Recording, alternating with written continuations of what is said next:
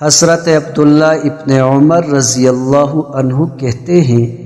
کہ رسول اللہ صلی اللہ علیہ وآلہ وسلم نے فرمایا،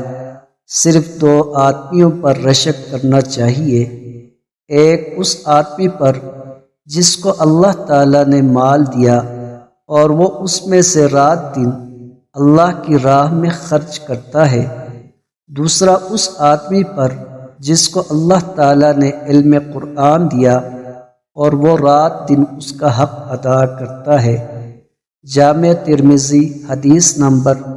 1936۔ حضرت ابو ہریرہ رضی اللہ عنہ سے مروی ہے کہ نبی کریم صلی اللہ علیہ وآلہ وسلم نے فرمایا، جو شخص کسی مسلمان سے دنیا کی پریشانیوں میں سے کسی ایک پریشانی کو دور کرتا ہے تو اللہ تعالیٰ قیامت کے دن اس کی ایک پریشانی کو دور فرمائے گا۔ جو شخص کسی مسلمان کے عیوب پر پردہ ڈالتا ہے، اللہ دنیا و آخرت میں اس کے عیوب پر پردہ ڈالے گا۔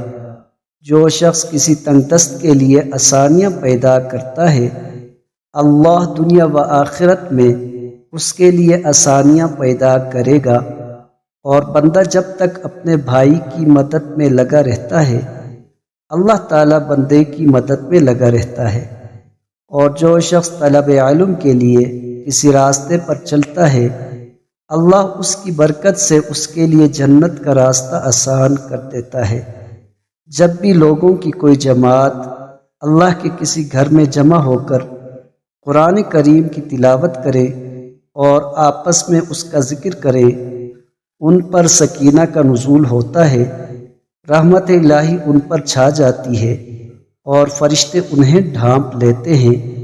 اور اللہ اپنے پاس موجود فرشتوں کے سامنے ان کا تذکرہ فرماتا ہے، اور جس کے عمل نے اسے پیچھے رکھا اس کا نسب اسے آگے نہیں لے جا سکے گا۔ مسند احمد حدیث نمبر 7118۔